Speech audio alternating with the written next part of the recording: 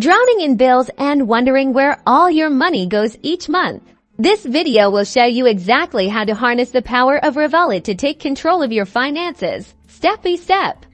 First, let's set up virtual cards for different spending categories. Open your Revolut app and navigate to the Cards section. Tap Add Card, then Virtual Card. Give each card a specific name like groceries, entertainment, or travel. Assigning dedicated virtual cards helps compartmentalize your spending and makes tracking much easier.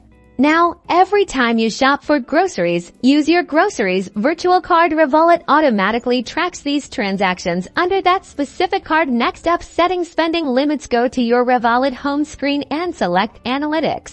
Scroll down and select the relevant category. Tap on the Set Budget option and enter the maximum amount you want to spend in that category per month. Revolut will send you alerts when you're nearing or exceeding your limit. Finally, let's dive into analyzing your spending data. In the Analytics section, you'll see visual breakdowns of your spending habits. You can filter by category, merchant, or time period to identify areas where you can cut back and save more. Revolut provides you with insights into where your money is going, empowering you to make informed decisions. Take charge of your finances today.